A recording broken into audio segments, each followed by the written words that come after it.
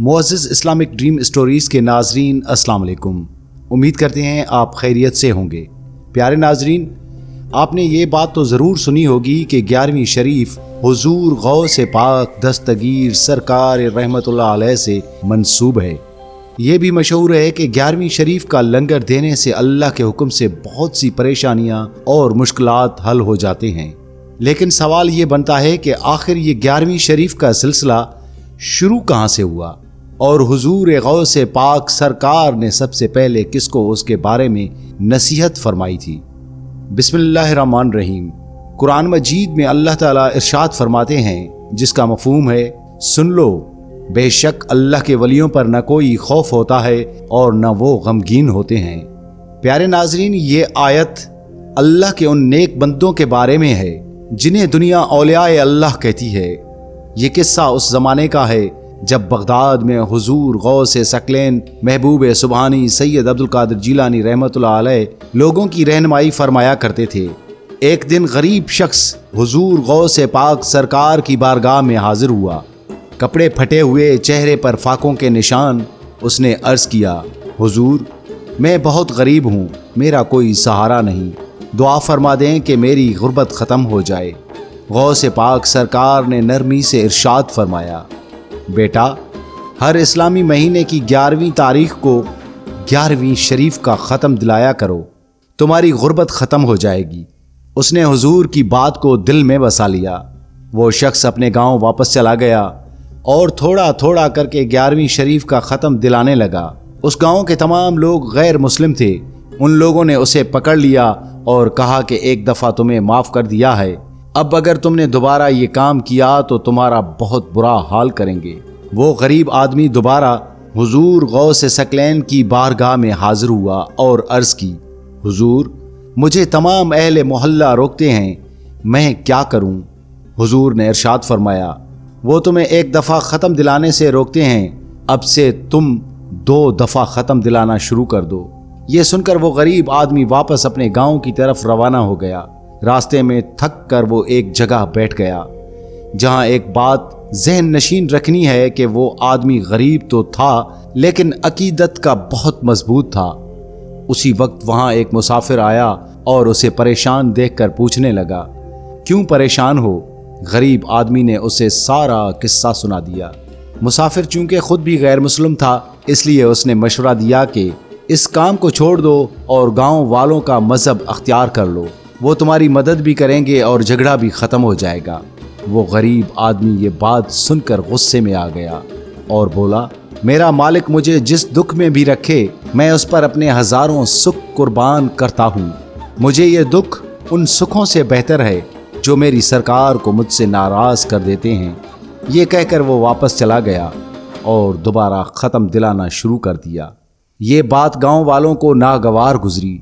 उन्होंने उस पर बेरहमी से तशद्दुद किया, उसे इतना मारा कि उसका जिस्म जख्मों से चूर हो गया और वो कई दिन तक बिस्तर से ना उठ सका। लेकिन हैरत की बात यह थी कि जैसे ही उसकी तबीयत संभली, उसने दोबारा 11वीं शरीफ का ख़त्म दिलाना शुरू कर दिया, जिसे लोगों का गुस्सा और बढ़ गया। तमाम गांव वाले नंबरदार के पास गए जो कि खुद भी गैर मुस्लिम था। उन्होंने शिकायत की कि ये शख्स हमारे रस्म व रिवाज बिगाड़ रहा है। नंबरदार ने बगैर तहकीक के फैसला किया कि इसे गांव से निकाल दिया जाए। उसे ज़बरदस्ती निकाल दिया गया तो उसने गांव के बाहर एक सादा सा खैमा लगा लिया और वहां भी 11वीं शरीफ का ख़त्म जारी रखा। रफ्ता रफ्ता कुछ लोग वहां आने लगे जो गांव वालों के लिए नाकाबिले बर्दाश्त था। नंबरदार और चंद लोग वक्त के बादशाह के पास पहुंचे और सारा माजरा बयान किया। बादशाह ने सब कुछ सुनने के बाद कहा, अगर तुम सबका मुत्तफिका फैसला है तो कल सुबह उसे पकड़ कर लाया जाए और फांसी पर चढ़ा दिया जाए। सुबह बादशाह के हुक्म पर उसे हथकड़ियां लगा कर लाया गया। उस शख्स ने बगदाद शरीफ की तरफ मुंह करके अर्ज की, ए मेरी सरकार, मैंने सुना है कि आप अपने मुरीद को कभी तन्हा नहीं छोड़ते, मुझे आपकी मदद की ज़रूरत है। उसे फांसी के तख्ते पर खड़ा किया गया, रस्सी गले में डाल दी गई और जैसे ही बादशाह ने इशारा किया, रस्सी अचानक टूट गई। मजमे में साख्त रह गया। लोगों ने समझा शायद रस्सी कमज़ोर थी। बादशाह ने गुस्से में दूसरी मजबूत रस्सी मंगवाई, लेकिन वो भी टूट गई। अब शोर मच गया।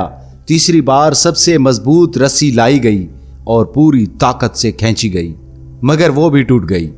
अब बादशाह की पेशानी पर पसीना था और पूरा मजमा हैरत में डूबा हुआ था। बादशाह अपनी जगह से खड़ा हो गया और चीख कर पूछा, ये सब क्या माजरा है? तुम आखिर हो कौन? उस गरीब शख्स ने कहा, मैं कुछ नहीं हूं, ये सब करम नवाजी हुजूर महबूब सुबहानी सैयद अब्दुल कादिर जीलानी रहमतुल्लाह अलैह की है। ये सुनते ही बादशाह के हाथ कांपने लगे और उसने कहा कि मुझे उस वली के पास ले चलो। वो मुरीद बादशाह को लेकर हुजूर गौसे पाक की बारगाह में हाजिर हुआ। बादशाह का दिल कांप रहा था। उसने सर झुका दिया और रोते हुए माफी मांगी।